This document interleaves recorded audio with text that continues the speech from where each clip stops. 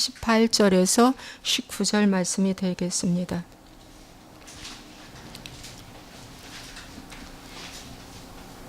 우리 함께 읽겠습니다. 주의 성령이 내게 임하셨으니 이는 가난한 자에게 복음을 전하게 하시려고 내게 기름을 부으시고 나를 보내사 포로된 자에게 자유를 눈먼 자에게 다시 보게 함을 전파하며 눌린 자를 자유롭게 하고 주의 은혜의 해를 전파하게 하려 하심이라 하였더라. 아멘. 오늘은 완벽주의에 대해서 말씀을 전하겠습니다. 지난주는 수치심에 대해서 했는데 오늘은 완벽주의입니다. 여러분, 수치심이 곧 완벽주의를 낳습니다. 수치가 상처이기에 더 이상은 상처는 허락할 수 없어 해서 만들어진 성향이 완벽한 사람 돼야지입니다. 그래서 이 완벽주의는 가정에서 학대와 지속적인 싸움, 또 차별, 이런 것들, 또 부모의 범죄 행위, 또 정신적인 아픈 사연들, 또 부모의 아이 방치 사건, 이런 여러 가지를 통해서 자녀들에게 대물림 됩니다. 그래서 이것은 보통 3대까지 대물림 된다고 합니다. 학자들이. 그래서 이 완벽주의의 공통점은 자신이 바보처럼 느껴져 거기서 벗어나야겠다는, 그래서 다른 사람보다 잘해야지, 실수를 허용하지 말아야지, 최선을 다하여 좋은 결과를 꼭 얻어내야 한다는 마음가짐으로 인정받고 칭찬받기를 소원하는 마음으로 하기에 완벽주의가 성경에서는 악하다고 말합니다. 여러분, 세 종류의 사람이 있습니다. 어떤 한 실수를 했는데 세 종류의 사람의 형태로 나옵니다. 예를 들어서 이렇게 미투와 같은 것입니다. 첫 번째 사람은 실수에 대해 대수롭지 않게 여기는 사람입니다. 자기 일을 계속해 나가는 사람입니다. 이런 사람은 합리화로 포장하고 조금 더 반성의 기미가 보이지 않는 사람입니다. 이런 사람은 나중에 기회가 주어지면 또 그런 일을 할 사람입니다. 그 어떤 작가 이야기가 있죠. 작가도 미투에 관련됐는데 그 작가가 그러잖아요. 그래도 나는 책을 계속 쓸 것이다 라고 하고 합리화시킨 부분이 있었어요. 자, 두 번째 사람은 이런 사람입니다. 실수에 대해 주의를 기울이고 대처할 생각을 하고 그 실수가 중요한 교훈이 되어 개인의 인격 성장의 계기를 마련하는 사람입니다. 이런 사람은 자기의 실수를 인정하고 그 어떤 벌도 달게 받고 공개 사과하며 다시 그러지 않겠다고 하는 사람입니다. 두 번째 사람이죠. 세 번째 사람은 이 실수하게 된 것을 매우 속상해하며 본인에게 화를 내고 당황해하며 두려워하며 수치스럽게 생각하여 극단을 선택하는 경우입니다. 예를 들어서 자살을 한다든지 도피한다든지, 이런 경우는 그가 완벽주의라는 가면이 그만 그 실수로 드러났기에 못 견뎌 하면서 힘들어하는 것입니다. 나는 이 세 종류의 사람 중에 어떤 종류로 들어가겠습니까? 여러분이 살펴보시면 되겠습니다. 여러분, 완벽주의의 성향이 있습니다. 첫째로 완벽주의의 성향, 어떤 성향이 있는가?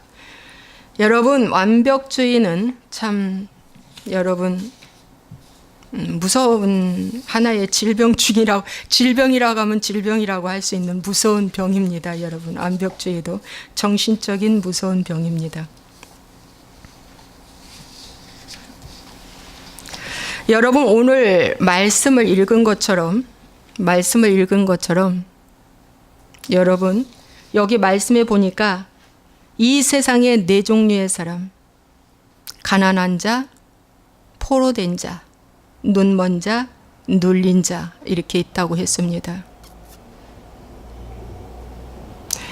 가난한 자는 늘 마음이 공허하고 불안하고 이런 자입니다. 만족을 없는 사람, 이런 가난한 자, 포로된 자, 뭔가에 늘 묶여 있습니다. 정신적으로. 눈 먼 자, 눈이 멀어 있어서 통찰력이 없는 것을 말해주고 있습니다. 그 다음에 눌린 자, 이게 눌려 있어요. 가위에 눌리는 것처럼 늘 내 마음이 눌려 있어. 이러한 상태를 벗어나려고 몸부림치는 자기 힘을 쓰는 것이 완벽주의입니다. 이러한 상태인데 이 상태를 포장하고 이렇게 살지 말아야지 하고 몸부림치면서 돈으로 포장하고 명예로 포장하고 체면으로 포장하고 사치로 포장하고 이런 것들, 이것이 완벽주의로 가는 것이라는 겁니다. 여러분, 그래서 완벽주의 성향들이 나오는데 이 완벽주의 성향 중에서 첫 번째 성향이 이런 성향이 있어요. 부모에게 완벽주의를 둔 사람은 보상심리가 강력합니다. 보상심리.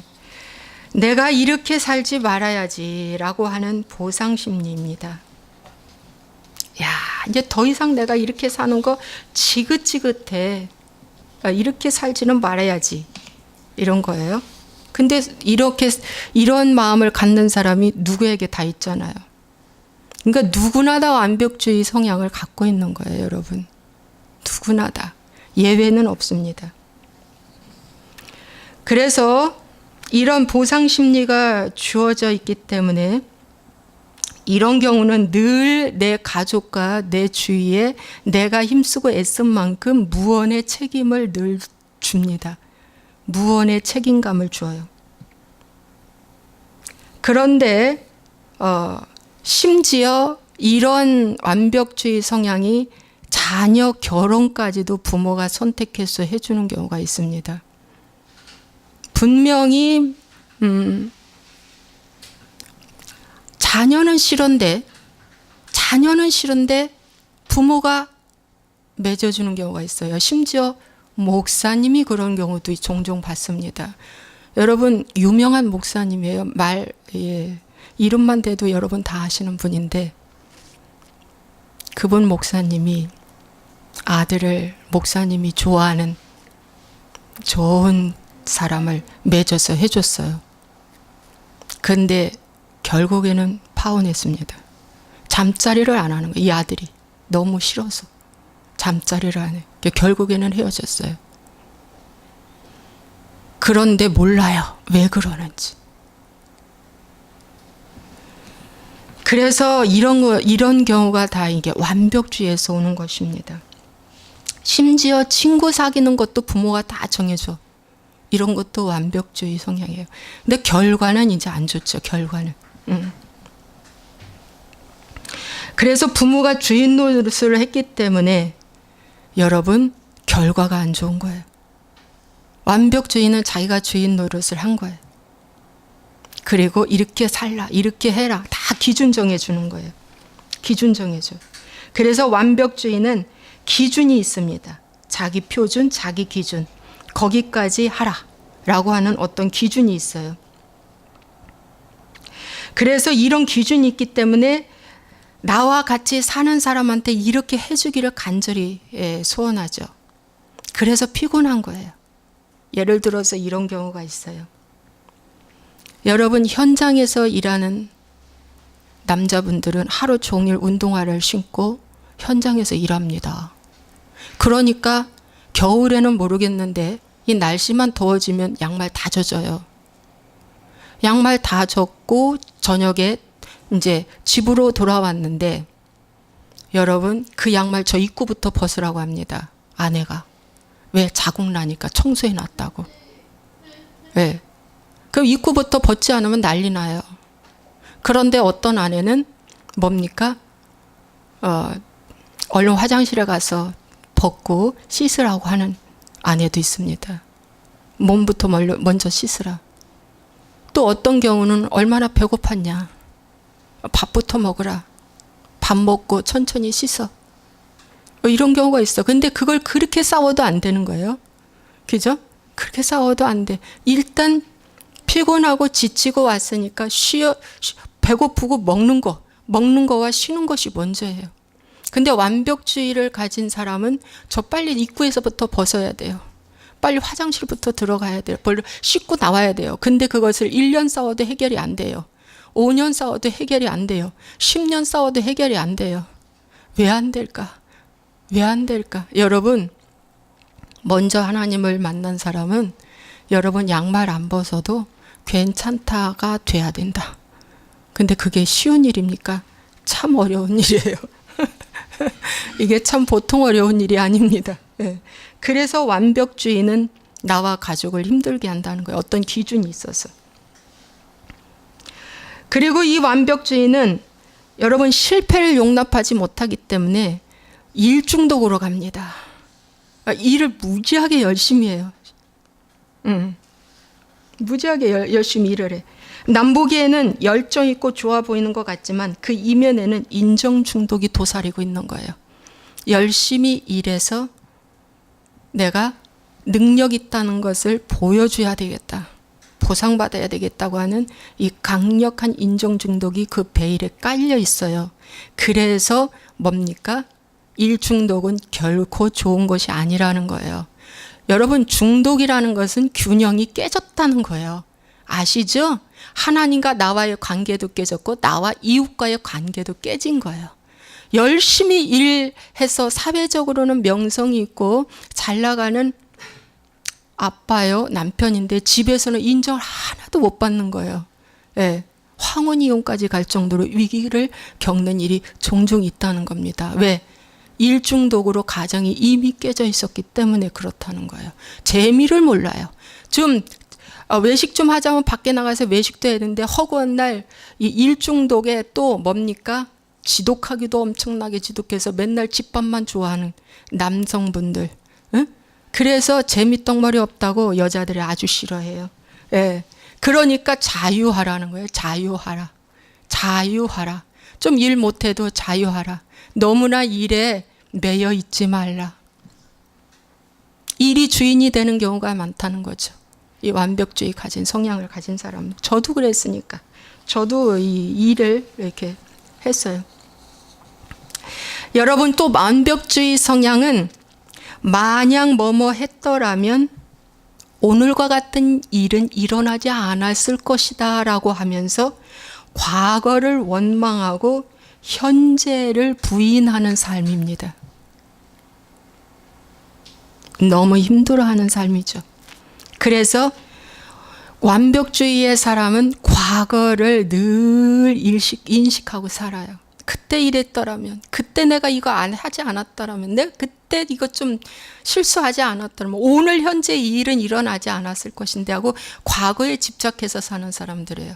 그래서 이런 것들이 올 때마다 여러분들은 가짜라고 여기고 쳐내야 돼. 이런 것들이 올 때마다 가짜라고 쳐내야 돼. 여러분, 과거 아무리 묵상하고 생각한들 과거가 현재하고는 아무 도움이 안 됩니다. 아시잖아요. 현재 중요한 거지. 과거에 내가 뭘 했든지 뭘 가졌든지 아무 도움이 안 됩니다. 과거는 오늘 현재 내가 살려고 주어진 밑거름이라고 생각하고 교훈으로 삼고 가야지 현재가 정말 이기고 나갈 수 있다는 것입니다. 또 완벽주의자들은 자기가 일을 잘 해내기 때문에 남이 못하면 좀 이해하고 가르쳐주는 것보다 무시하고 비판합니다. 제가 그랬어요. 그래서 악한 것이라는 거예요. 공동체에서 함께 가는 것보다 본인이 큰 영향력을 끼치는 사람이 되고 싶은 거예요. 거기서 뛰어난 자, 뭔가 드러난 자가 되고 싶은 거예요. 그런데 성경은 뭐라고 그랬습니까? 으뜸이 되고자 하면은 섬기는 자가 되라. 섬김을 받고자 하지 말고 섬기는 자가 되라. 라고 예수님은 말씀하셨습니다. 그래서 여러분, 이러한 성향들이 우리에게, 완벽주의의 이런 4가지 성향들이 우리에게 다 있습니다. 그래서 성경에서 이 완벽주의가 악하다고 정의를 한 거예요. 즉 하나님을 대적하는 거잖아요. 그죠? 그래서 하나님과 나 사이에 벽이 하나 딱 생겼는데 완벽주의라는 커튼의 벽이 하나 딱 생긴 것입니다. 그래서 이사야 59장의 2절에 뭡니까? 이 벽이 하나 생겼는데 그 벽을 허물라고 말씀하십니다. 하나님과 나 사이, 나와 말씀 사이에 벽이 하나 생겼는데 자기 기준, 자기 생각, 자기 신념, 자기의 어떤 그것이 생긴 거예요. 그것을 허물라고 말씀하십니다. 허물려면 오늘부터 완벽주의는 이제 허물어야 되겠다고 여러분이 믿고 선포하고 완벽주의는 죽었다라고 이제 선포하는 거예요. 너는 죽었다. 죄에 대해서 죽은 나, 완벽주의에 대해서 죽은 나를 바라보는 거예요. 로마서 6장 6절 말씀처럼 세상의 평가에 대해서 죽은 나, 그 어떤 결과도 수용하라는 거예요. 갈라디아서 6장 14절 그 어떤 결과, 세상의 평가 때문에 완벽주의가 되는 거거든요. 여러분 참 신기하게요. 지난번에 희원이가 왔다 갔는데 여의도까지 데려다 주고 막 저희 차에서 내리는데 한마디 제가 질렸어요. 너 완벽주의야 그랬어요. 그랬더니 엄마 맞아, 나 완벽주의래. 그러더니 그 다음에 전화 한 번 왔어요. 엄마 어떤 선생님이 나한테 완벽주의가 약간 있다고 말씀했어. 그런 거예요. 여러분 저는 50세에 돼서야 이걸 발견하고 이걸 깨부시는데 애썼는데, 야 이제 이 청소년기에 알았으니 얼마나 여러분 이 시간을 전략합니까? 감정을 전략합니까? 여러분, 완벽주의 했더니 바로 받아들이더라고요. 그래서 감사했습니다. 여러분 그래서 성경, 두 번째로 성경적인 예를 들어서 완벽주의에 대해서 여러분에게 이제 말씀을 전하겠습니다. 여러분 성경에는 완벽주의에 대해서 하나님께서 말씀하신 것이 있는데요. 여러분 그것이 어떤 것인가 여러분 보시겠습니다. 첫 번째 보면은 현재적인 삶으로 사는 것이 중요하게 여겨라는 것입니다. 현재적인 삶. 현재적인 삶. 그것이 혈루증 여인의 이야기입니다. if only 만약 뭐뭐 했더라면 오늘과 같은 일은 일어나지 않았을 것을 여러분은 많이 말합니다. 그런데 성경에서 혈루 여인이 이런 말을 했을 수도 있습니다. 이 지긋지긋한 병만 없다면, 저분이 나한테 손만 대준다면, 저 예수님이 나한테 손만 대준다면, 이러한 생각에서, 이런 과거형 생각에서 이제 내가 그분의 옷에 손만 대어도 나으리라 라고 하는 현재형 믿음으로 바뀐 것입니다. 그래서 이제 성경을 제대로 본 거예요. 여러분 성경은 현재형입니다. 현재 나에게 주시는 말씀이고 현재 역사가 일어나는 거예요. 현재 구원이 일어나는 거예요. 현재 능력이 나가는 거예요. 현재형입니다. 그래서 만약 뭐뭐 했더라면이 만약 믿는다면으로 바뀐 거예요. 이 혈루증 여인이. 여러분 아시겠습니까? 누가복음 7장 6절에서 10절에 보면은 백부장의 종의 하인이 병들었어요. 그런데 이 백부장은 예수님께 말합니다. 주님께서 우리 집에 오는 것을 감당치 못합니다. 말씀만 하시옵소서. 말씀만 하시옵소서. 그러면 내 종이 낫겠나이다. 그런데 예수님이 너무 충격받았어요. 야, 이렇게 큰 믿음이 있는가? 이렇게 큰 믿음이 있는가? 말씀만 하시면 내가 믿겠습니다. 그래서요, 그 하인이 나았어요. 예수님 안 가셔도 나았어요. 말씀만 하시옵소서. 오늘 여러분 말씀만 하시옵소서라고 신앙이 바뀔 때에 완벽주의는 약해집니다. 말씀만 하시옵소서. 이제 과거는 끝났다. 너와 나는 이제 끝이야. 오늘 현재 나에게 말씀만 하시옵소서. 그러면 여러분 그 믿음을 보시고 하나님이 치료하신다는 거예요. 역사하신다는 거예요. 믿습니까? 또 두 번째는 빌립과 안드레의 이야기인데요. 자, 요한복음 6장에 나옵니다. 요한복음 6장에 빌립과 안드레의 이야기입니다.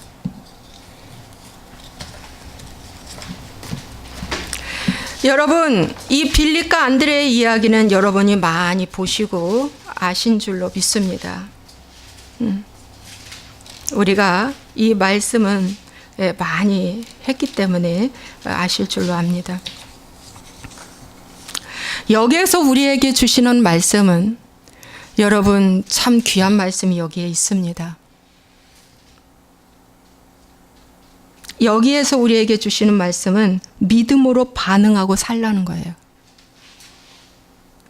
예수님이 일하시게 하라. 예수님이 일하시게 하라.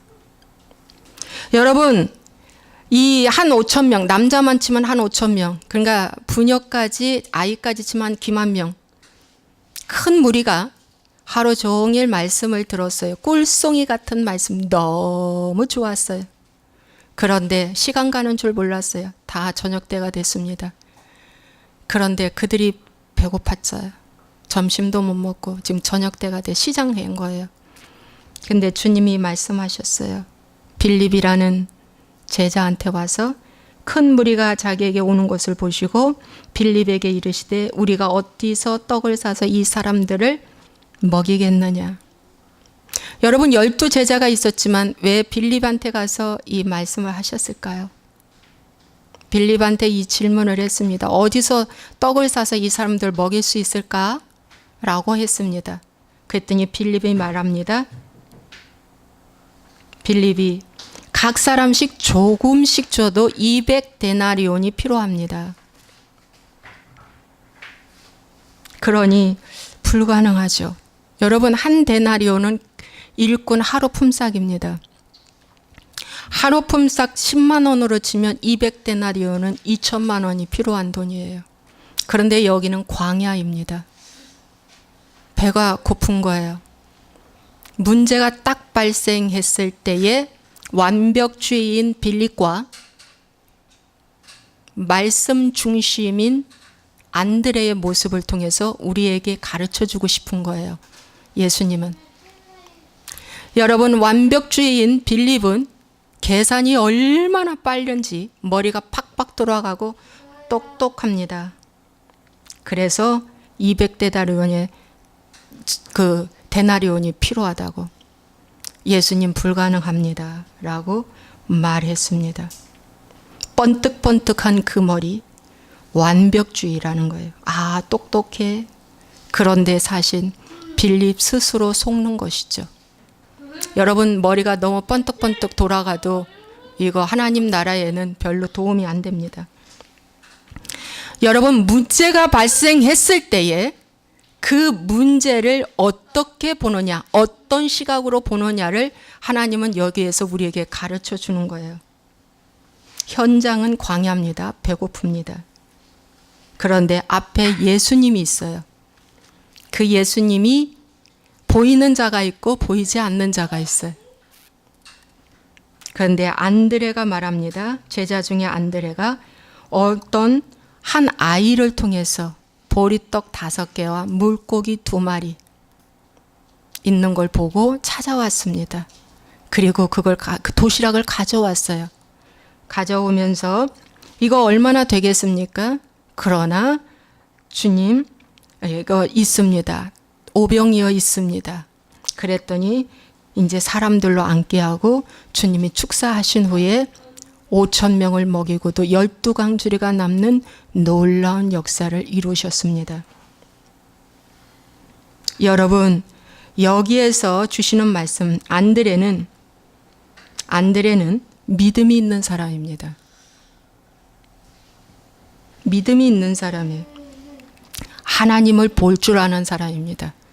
그리고 하나님이 일하시도록 역사하는 제자입니다. 하나님이 일하시도록.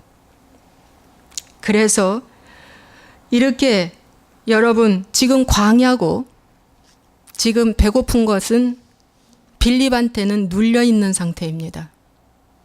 갇혀있는 상태예요. 여기는 광야라는 것 환경 상황에 갇혀 있는 거예요. 그죠? 포로된 겁니다. 눌려 있는 거예요. 그리고 배고파요. 가난해요.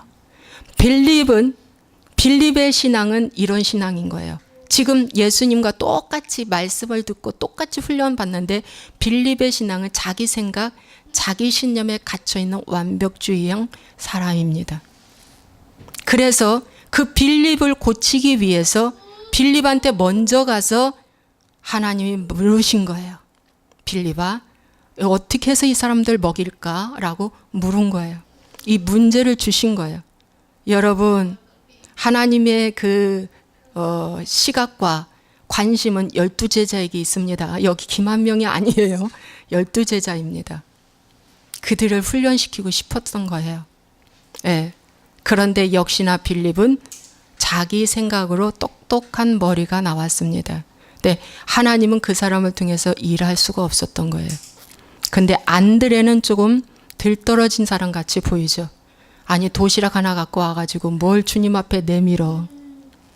뭘 내밀어. 전혀 상황과 맞지 않는 모습을 하나 지금 하고 있습니다. 너무 웃기는, 세상성으로 볼 때 좀 웃기는 모습이죠. 근데 하나님께서는 일을 진행해 가십니다.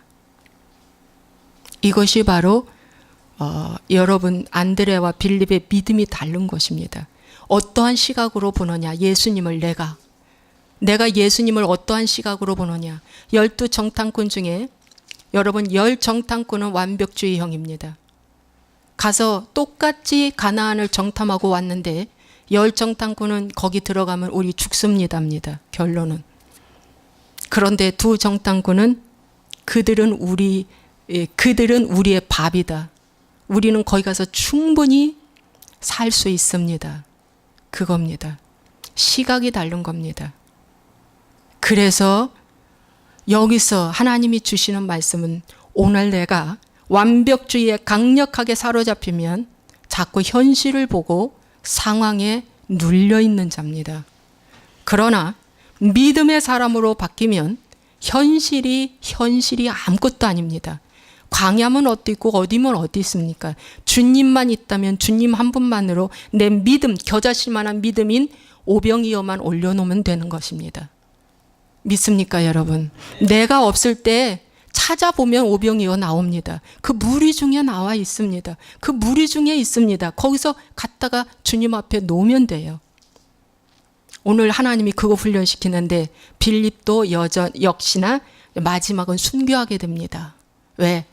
이 빌립도 제자로서 잘 이제 성숙해 간 거예요.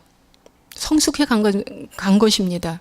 그래서 이 자리에 계신 저와 여러분도 빌립과 같은 신앙을 갖고 있어도 걱정하지 않으셔도 됩니다. 왜? 주님과 늘 함께 동고동락하면 이제 빌립처럼 여러분도 십자가가 좋아요. 예수님이 좋아요. 그분 앞에서 내가 살겠습니다. 이제 이것이 나오기 때문입니다. 급하게는 마음 안 먹어도 돼요. 세 번째는 이런 경우입니다. 완벽한데 공허한 그런 경우가 있죠. 완벽해요. 아주 완벽한데 공허한 그 한 사람이 있는데 누구냐면은 성경의 부자 청년 이야기입니다.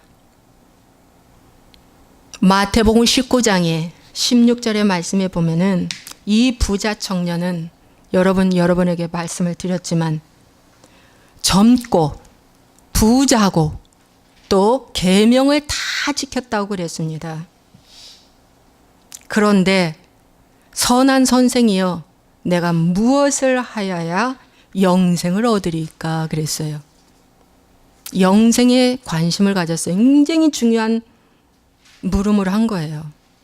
내가 돈 있고 명예 있고 권세 있고 계명 다 지키는 도덕적으로 흠이 없는 자라도 그 속에 영생이 없으면 공허한 거예요. 왜? 눌려 있기 때문에. 가난해서. 포로되어 있기 때문에요.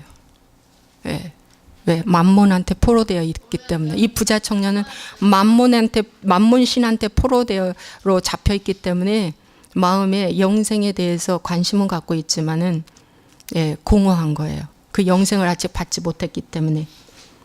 그런데 주님이 말씀하셨어요. 너가 계명도 다 지키고 다 한 것 다 훌륭하다. 그러나 한 가지 부족한 거 있다 그랬어요. 뭐냐? 네가 완벽한 것처럼 세상 사람들에는 다 비추는데 결혼 대상자 1번이지만 자녀 1번이야. 자녀 저런 자녀 한 번 낳는 거 1번이요. 그렇지만 한 가지 부족한 거 있다. 뭐? 내가 가지고 있는 거 다 팔아서 가난한 자들에게 나눠주고 나를 따르라. 그러면 천국에서 상급이 크다고 했어요. 그랬더니 이 부자 청년이 근심하고 떠나갔다고 그랬어요. 근심하고. 그래서 여기에서 우리에게 주시는 말씀은 참 귀한 것을 상담을 했는데, 영생에 대해서 상담을 했는데 주님을 택하지 아니하고 이분은 돈을 택해서 간 거예요. 돈을 택해서 갔습니다. 그래서 완벽주의는, 강력한 완벽주의는 겉으로 볼 때는 모든 게 다 갖추어져 있지만 속이 공허하다는 걸 여러분 아셔야 합니다. 속이 공허하다. 너무, 왜? 그 속에 생명이 없기 때문에. 이 부자 청년은 그 속에 생명이 없는 거예요. 율법, 계명 다 지켰어도. 왜? 예수님이 그 속에 못 들어갔기 때문에 그렇습니다. 그래서 여러분, 내가 예수를 택할 것인지 돈을 택할 것인지, 오늘 내가 주님이 원하면 내가 예수 외에 다른 걸 택하고 근심하고 떠나가야 할 일은 또 무엇인지 여러분이 살펴보셔야 합니다. 예, 그걸 우리에게 가르쳐주고 있어요. 또 네 번째는 뭐냐면, 아무리 완벽해도 변장하고, 아무리 완벽하고 변장하고 나가도 하나님의 그 섭리에는 무너진다는 거죠. 그 말씀이 뭐냐면은 역대하 18장 33절에 보면은 이스라엘 왕 아합하고 또 유다 왕 여호사밧이 함께 연합해서 전쟁에 나갑니다. 아람 왕을 치기 위해서. 그런데 아합 왕은 사복을 입었어요. 그런데 유다 왕은 왕복을 입었어요. 그런데 아람 왕의 그 병사들은 누구를 죽이는데 최선을 다하느냐? 이스라엘 왕 아합을 죽이는 것만 목표를 갖고 있어요. 근데 여러분, 이스라엘 왕 아합은 악한 자였었잖아요. 여러분, 변장하고 나갔는데 갑자기 뭐 왕복 입은 자가 하나 나타나니까 그 사람이 이스라엘 왕인 줄 알고 죽이려고 화살을 쏘려고 하는데 여호사밧 왕이 막 소리 질렀어요. 나는 유다 왕이다. 나는 유다 왕이다. 그러니까 화살을 거두고 쏘지 않았습니다. 그래서 죽음에서 피했습니다. 그래서 하나님이 지킨 거예요. 왕복 입고 전투에 나가는 것은 하나님의 도움이 아니면은 살아나지 못하죠. 하나님이 지킨 거예요. 믿음으로 나간 거예요. 그러나 이스라엘 왕 아합은 사복 입고 변장하고 나는 절대 왕의 모습, 얼굴도 모르고 이렇게 나갔는데 어떤 한 사람이 활을 쐈는데 갑옷 솔기를 쏜 거예요. 갑옷 솔기. 참 그 솔기를 쏴가지고 그 자리에서 이스라엘 왕 아합은 죽습니다. 나 못 찾아. 나 절대 못 발견할 거야. 나 모를 거야 하고 완벽하게 준비하고 나가도 화살은 정확하게 칩니다. 예, 화살은 정확하게 쳐요. 여러분, 그래서 완벽하게 내가 아무리 변장하고 살아도 하나님의 뜻대로 살지 않으면 거기에서는 하나님 브레이크 거신다는 것을 말씀해 주고 있습니다. 여러분 그래서 이 완벽주의에서 그럼 우리가 이제 벗어나야 되잖아요. 그죠? 완벽주의에서 벗어나야 돼요.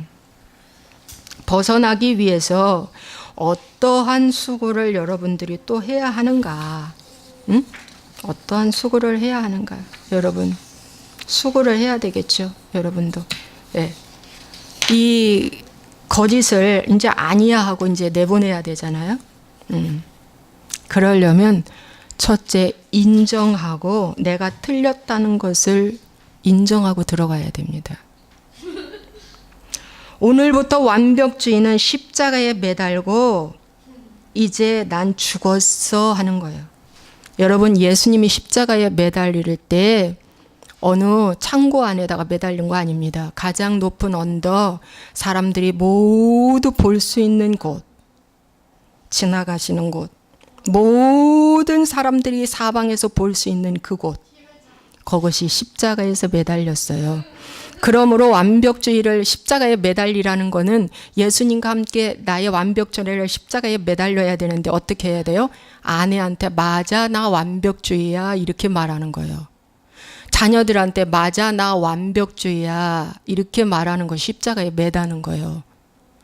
십자가에 매다는 건 수치를 매다는 거예요. 수치. 그 방법 알려주는 거예요. 당신 완벽주의다. 그거 고쳐. 그러면은 죽으라고 아니라고 하거든요. 아니야, 나 완벽주의 아니야. 아니야, 막 그러거든요.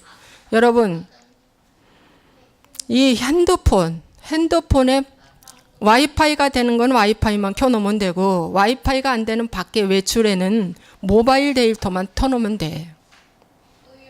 그런데 바꿔 생각해서 집에서는 모바일 데이터를 켜놓고 밖에서는 와이파이를 켜놓으래. 근데 그게 아니야. 그거 아니랬어. 라고 해도 굳이요 그렇대. 그러면 그냥 내비둬야 돼요. 죽으라고 우기니까 그냥 내비둬야 돼. 그러면 못 고쳐요. 맞다. 내가 잘못 알았지. 이것이 십자가에 매다는 거예요. 맞는 말이죠. 이게 지극히 평범하고 간단하고 단순한데 사람들이 이것이 인정하기가 너무 오랜 세월을 걸린다는 거예요. 오랜 세월 걸리지 마십시오. 이제 수치심과 여러분의 체면은 그냥 십자가에 매달아 놓으면 돼. 그까짓 거 뭐 인정 안 받으면 천국에 가서 다 받는데요. 천국에 가면은 기초석이 보석이래, 보석. 다이아몬드, 루비 막 다 이런 보석이래요. 예, 흔해 빠진 것이 보석이래. 그래서 이 땅에서 누리지 못하면 천국에 가서 누리니까 보상은 반드시 천국에서 받으니까 생각하시고 이 땅에서 밟히면 밟히셔야 된다는 거예요. 여러분, 제가 그동안에 많은 부흥회도 참석했고 부흥사들이 와서 설교하는 것도 많이 들었는데 뭐라고 하나같이 말하냐면 그 수만 명 앞에서 열변을 토하는 부흥사님이 이런 말씀을 해요. 아, 이곳에는 완벽주의가 하나도 없습니다. 저기 바깥 세상에 있습니다. 이렇게 얘기합니다. 여기 있는 사람은 다 선한 사람, 착한 사람, 시험 될 사람, 이런 사람 없다는 거예요. 여러분 알죠? 그렇게 들었죠? 부흥회 때 들었죠? 예? 아, 여기는 그런 사람 없어. 여기는 그런 사람 한 사람도 없어. 저기 바깥 세상에 그런 사람이 있어요. 이러면서 설교해요. 그러면 그런 사람이 없다는데 왜 와서 설교해요? 우상의 제물에 십자가 긋고 먹으면 돼 하는 거와 똑같은 거예요. 우상의 제물에 십자가 긋고 예수의 피 십자가 긋고 먹으면 돼. 그런데 그거 먹었다고 새신자가 시험 들었어. 그러면 먹어야 됩니까? 먹지 말아야 됩니까? 바울 사도는 말했어요. 누구든지 시험 들 일이 있으면 하지 마라. 하지 마라. 하지 마. 목사가 옷 잘 입고 왔다고 성도가 시험 들면 옷 너무 잘 입고 오지 말라는 거예요. 누가 협찬해줘도. 여러분 알아듣겠죠? 지금 이 말씀 알아듣겠죠? 알아들으실 거예요. 오늘부터 인정하세요. 제발. 제가 손이 떨리네. 제발. 그래서 매달아. 맞아. 내가 이거야. 이거. 양말 벗고 들어올게. 이거야. 그래. 옷 벗어서 딱 걸쳐 놓게. 어떤 사람은 또 옷걸이까지 걸어서 탁 넣어놓으래요. 아이고, 그것도 완벽주의지. 그러면 또 안 되지. 예. 여러분, 그래서 인정해. 그냥 인정해. 인정하세요. 밖에서도 일하느라고 힘들었는데 집에 와서도 섬기라는 거야. 집에 사람들이. 그 요구하는 거야. 나도 힘들었어. 그거거든. 그런데 이제 완벽주의를 매달면 집에 와서도 섬기세요. 힘들지만. 그겁니다. 그거예요. 그래서 십자가에 매달고 이제 드러내는 거야. 맞아, 이거야. 모든 인류 앞에 예수님이 보여준 것처럼 사람들 앞에 내가 완벽주의라고 얘기하는 거야. 그 다음에 장사 지내는 거야. 장사 지내고 그 다음에 무덤에다 파묻었어요. 흙 속에 파묻었어. 딱 이제 장사 지냈죠. 장사 지내야 돼. 그걸 또 끌어내서 장사 지내야 돼. 그런 다음에는 부활하는 거예요. 그런 다음에는 부활하는 거예요. 뭘로? 새로운 사람으로. 새로운 피조물로. 여러분 부활하는 거야. 아, 전에는 누가 이거 하라고 하면 승질이 부글부글 났는데 이제 승질은 안 난다. 그럼 부활한 거야. 그 부분에서는 부활한 거야. 아, 전에는 물 좀 달라고 했는데 물 안 떠다 주거든? 물 안 떠다 줘. 승질이 부글부글 난다. 에이, 내가 갖다 떠다 먹어야지. 근데 그런 것도 뭐야? 부활한 거야. 부활한 거야. 그런 모습도. 그러니까 여러분 완벽주의는 시인하고 드러내고 이제 끊어내면은 여러분 그 속에 누가 와요? 예수님이 오시는 거예요. 나를 죽이는 대신 예수님이 오시는 거예요. 여러분 또 이 완벽주의를 끊어내기 위해서는 어떻게 해야 되냐? 말씀이 어떻게 나에게 말하고 있는가? 예수님이 나에게 어떻게 예수님이 빌립에게 뭐라고 말하고 있는가? 안들한테는 묻지도 않는데 안들은 지가 알아서 다 뭐예요? 구해와서 주님한테 내놓거든요. 그렇죠?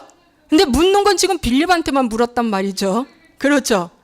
왜? 빌립을 바꿔주고 싶은 거예요.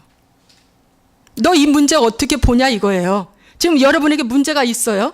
그렇죠? 배고픔에 문제가 있죠. 또 질병에 문제가 있죠. 또 관계에 문제가 있죠. 여러 가지 문제가 여러분에게 있어요. 예, 자녀의 문제가 있고요. 이럴 때 이 문제 네가 어떻게 볼 것이냐 이거예요. 이것이 이제 빌립한테 물은 거예요. 말씀은 나에게 뭐라고 말하는가? 그래서 말씀을 찾아야 됩니다, 여러분. 말씀이 떠오르지 않으면 말씀 성경책 하나 펴놓고 여러분 기도하십시오. 말씀은 나에게 뭐라고 하시나? 지금 현재 있는 나의 문제에 대해서. 그럼 분명히 주님 말씀 주실 것입니다, 여러분. 그러면 그 말씀 붙잡고 그게 오병이어예요. 그 말씀 하나 붙잡은 게 그 한 절 붙잡은 게 오병이어야. 그걸 가지고 주님 손에 올려놓는 거예요. 아시죠, 여러분? 아시겠죠? 오병이어. 지금 어떤 사람이 예를 들어서 이런 경우에 어떤 사람한테 오해를 받았어. 그래가지고 이거 풀어야 돼. 그런데 그 사람 만나기도 싫어. 너무 싫어. 그런데 성경은 뭐라고 말씀했어요? 먼저 가서 사과하고 와서 내게 와서 제물 바치라 그랬거든요. 내게 와서 예배드리라 그거예요. 그러면 그 사람 만날 어떤 환경과 또 만나기 위해서 노력해야죠. 그렇죠? 노력해야죠. 그것이 오병이어입니다. 주님 제가 하기 싫지만 주님이 하라고 했으니까 말씀에 의지하여서 내가 그 사람 만나겠습니다. 하고 만나고 왔더니 주님 만선을 하게 해주셨어요. 여러분 베드로에게만 만선을 한 게 아니라 여러분 5,000명을 먹이고 12강줄이 남는 게 만선이에요. 여러분 배로 치면. 왜 여러분에게 12강줄이가 누구냐면은 예수님 제자를 의미하거든요. 남는 장사예요. 남는 장사. 그러니까 여러분 말씀이 나에게 뭐라고 말씀하시는가를 여러분이 보셔야 해요. 이거 완벽주의에서 벗어나면 이게 됩니다. 이해되시죠? 그 다음 세 번째, 또 완벽주의에서 벗어나기 위해서는 회개 기도 및 간구 기도를 해야 돼요. 회개 기도 및 간구 기도. 주님 이게 너무 안 돼요. 그동안에 내가 주인이 되어서 살아왔던 이 반응을 말씀으로 하려니까 끊어내려니까 너무 안 돼. 힘들어. 그럴 때 회개하셔야 돼. 주님 제가 잘못 살은 거 내가 아는데도 불구하고 왜 안 되는지 주님 도와주세요. 간구하는 거예요. 도와주세요. 간구하는 거예요. 주님 도와주세요. 그래서 기도 없이는 완벽주의를 꺾지 못합니다. 저가 경험한 것도 그래요. 저는 완벽주의의 대가입니다. 즉 강력해요. 예, 뭐 조금 있는 게 아니에요. 저는 강력합니다. 예. 그 다음에 네 번째는요. 삶 속에서 실수가 일어날 때 괜찮아 하고 본인을 사랑하세요. 본인을 자해하지 마시고요. 사랑하세요. 괜찮아. 하나님이 용서해 주신다고 했잖아요. 70번씩 7번 무제한. 그런데 왜 내가 나를 용서 못해? 괜찮아. 라고 본인을 좀 용기를 주십시오. 먼저 자기가 자기에게 용기를 주셔야 돼요. 그래야 일어섭니다. 누가 나한테 뭐라고 하기 이전에 내가 나를 용서하는 거예요. 괜찮다. 괜찮아. 그럴 수도 있다. 어떤 사람이 파란 불일 때 지나가야 되는데 빨간 불일 때 지나가는 거예요. 서 있는 사람은 욕해요. 저 왜 저러나. 그런데 그럴지라도 괜찮다 그래. 저 사람에게 뭔 사정이 있겠지 그래. 법을 어기는 일이 혹 내 앞에 나타나도 괜찮다 그래 줘요. 그것이 나를 편하게 하는 거야. 내가 아니라고 정죄해봐요. 내 기준에 맞춰서 정죄해봐요. 나만 속상해. 나만 죄짓고. 그렇죠 여러분?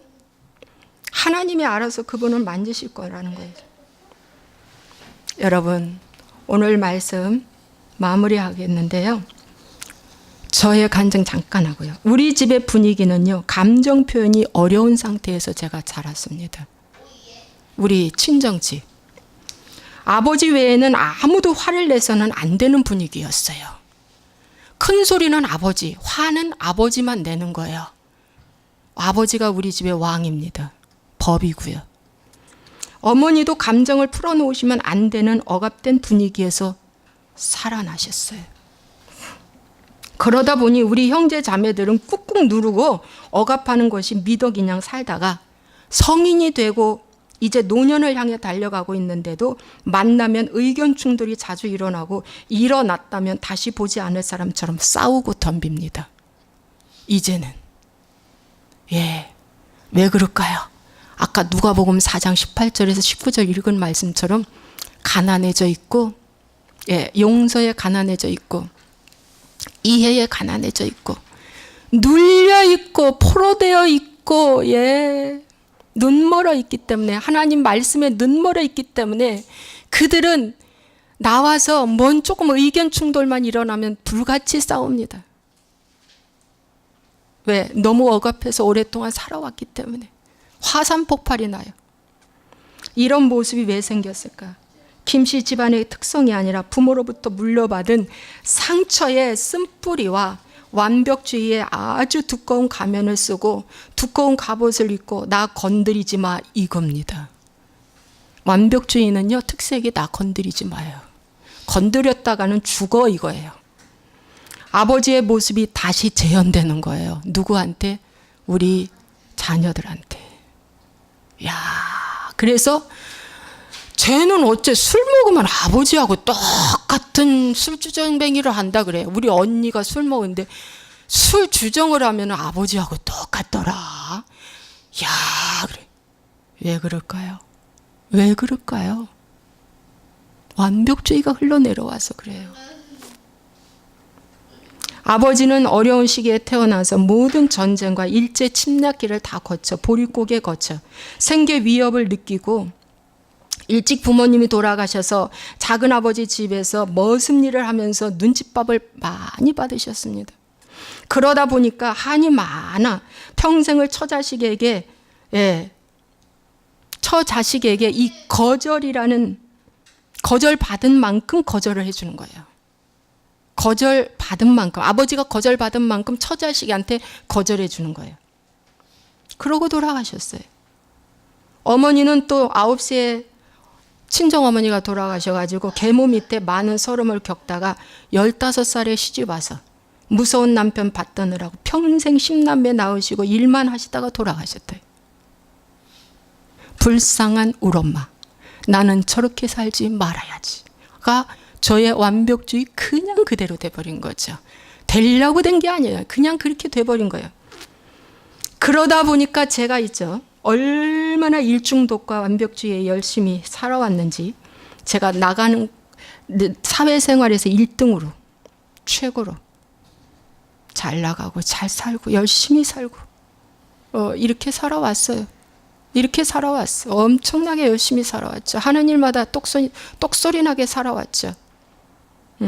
직장에서나 교회에서나 또 봉사할 때나 어디서나 저의 명함은 빈틈없이 똑소리 나는 김태자였다. 어디서든 선도 자리, 뜨는 자리에 내가 있을 수밖에 없었어. 그런데 하나님이 저를 사랑하사 저의 사역이 무르익어 갈 즈음에 40살 무르익어 갈 즈음에 사역이 중단되었고 저를 낮추시는 과정의 삶으로 인도하셨어요. 그것이 바로 저의 자녀 고난입니다. 이전까지 저는 열심히만 살면은 최선을 다해서 최대 효과를 냈습니다. 그 최대 효과가 나더라고요. 그런데 여러분, 자녀 고난이 왔을 때 최선을 다했는데 최대 효과가 안 나던구만요. 열심히 가르치고 돈 들이고 했는데 이름 석자를 못 쓰는 거예요. 야, 거기서 무너지는 거죠. 거기서 무너지는 거예요. 거기서 하나님은 이 특별한 섭리의 방법으로 나를 훈련해 가셨다는 거죠. 예, 이제 네가 해도 안 되는 걸 가르쳐 주는 거예요. 네 힘으로 안 되는 걸 가르쳐 주는 거예요. 여러분, 내 힘으로 안 되는 것이 내 앞에 있을 때는 하나님의 섭리라고 보시고 그 섭리가 선물로 왔다고 보셔야지 이제 여러분이 거기서 벗어납니다. 거기서 벗어나는 거예요. 그래서 이 고난, 배고픔의 광야의 고난이 있었기에 안드레가 오병이어를 가져온 것처럼 저는요, 이 자녀 고난의 배고픔이 있었어요. 내 힘으로 안 된다는 배고픔. 여기서 주님을 만난 거예요. 여기서 정말 주님을 만나고 내가 잘못 살았구나. 잘못된 성향을 갖고 있었구나라는 것이 저절로 느껴졌죠. 하나님, 제가 잘못했습니다. 정말 잘못했습니다. 내가 빌립같이 살았습니다. 계산이 얼마나 빠른지 빌립같이 살았습니다. 주님, 죄송합니다. 잘못했습니다. 용서해 주세요. 이렇게 했어요. 여러분, 완벽주의가 너무 저에게 강하다 보니까 여명이 사건이 왔을 때 바로 회개가 안 되고요. 7년에서 14년이 걸렸어요. 무려 14년. 원망했다는 거예요. 와, 여러분. 그래도 하나님은 포기하지 않으시고 저를 끝까지 데리고 가셨습니다. 오늘 이 설교를 할 수 있을 정도로 여기까지 오게 하신 거예요. 여러분, 주의 사역자들은 이러한 완벽주의가 있어요. 저를 포함해서. 영적인 풍부함이 그 어떤 걸림돌이 됩니다. 그래서 외적으로 자신의 미덕과 화려한 말솜씨와 지식, 또 인품까지 흠이 없는 모습은 겉으로 보기엔 한없이 모든 것을 갖춘 완벽한 성직자인 것처럼 보이나 그 이면에는 인정 중독이 쌓이는 거예요. 여기에 스스로 속는 것입니다. 이것이 악하다는 거예요. 그래서 많은 지식, 큰 재능, 많은 일을 하느냐가 중요한 게 아니라 말씀 대신 주님을 갈망하는 마음이 더 중요하다. 스펙, 학벌, 그 어떤 거, 신학, 어디 몇 년 하나 중요하지 않다. 오늘 내가 주님을 만나느냐, 오늘 내가 겸허히 주님과 함께 정말 겸허히 살고 있는가, 이것이 중요하다는 거예요. 정말 중요하다는 거죠. 여러분, 여기까지입니다. 자, 기도하겠습니다.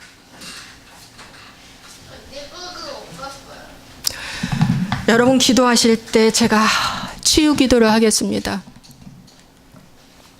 오늘 치유 기도할 때 아픈 데는 아픈 데 손을 얹고 기도하시고 또 소원이 있으면 가슴에 손을 대시고, 여러분, 또 가족 중에 누가 아프면 그 아픈 부분에 대신 손으로 놓고 기도해도 치유가 가능합니다. 자, 이 시간 제가 기도하겠습니다. 살아서 역사하시고 내가 풍성하신 참 좋으신 아버지 하나님, 우리 모두는 주님 앞에 있습니다. 그러나 주님 앞에 있는데 주님이 일하시게 하는 자가 있고 주님을 일하지 못하게 막는 자가 있습니다. 오늘 이 시간 우리는 빌립에서 안드레로 바뀌어져야 될 줄로 믿습니다. 안드레는 예수님을 알았습니다. 예수님을 보았습니다. 예수님이 능력자라는 것을 알고 있었습니다. 그래서 오병이어를 가지고 와서 이거 별거 아닌데 주님 손에 올려놨을 때 주님이 기적을 행하셨습니다. 오늘 우리 모두에게 오병이어의 능력과 권세가 있습니다. 주님 손에 얹어놓고 기도할 때 우리의 각종 병은 치료될 줄로 믿습니다. 하나님, 혈통으로 내려온 병도 치료됩니다. 유전성으로 내려온 병도 치료됩니다. 우리 자범죄도 다 치료됩니다. 우리 아버지 머리부터 발끝까지 뼈, 조직, 관절, 신경, 세포, 모든 피부, 모든 기관에 예수님의 생명인 조의 생명이 들어가서 하나님 다 기능이 정상으로 회복될지어다. 오늘 이 시간 다 정상으로 회복될지어다. 또 뿐만 아니라 가난으로 배고파서 굶주려 있는 나를 비롯한 이웃 사람들에게 하나님 오늘부터 오병이의 역사가 나타나고 남는 역사가 나타나서 모든 가난 저주 질병의 귀신은 떠나갈지어다. 돈을 빼앗아가는 흑암의 세력은 예수 이름으로 명하노니 묶음을 받고 떠나갈지어다. 돈을 자꾸 소멸시키게 만드는 흑암의 세력들은 예수 이름으로 명하노니 묶음을 받을지어다. 하나님 아버지, 오늘부터 영육 간의 생활 가운데 풍성함으로 채워 주옵소서. 또한 아버지, 이 시간 기도합니다. 아버지, 가족이 구원되지 않아서 하나님 앞에 간절히 기도하고 있사오니 하나님 아버지, 반드시 천국과 지옥은 있습니다.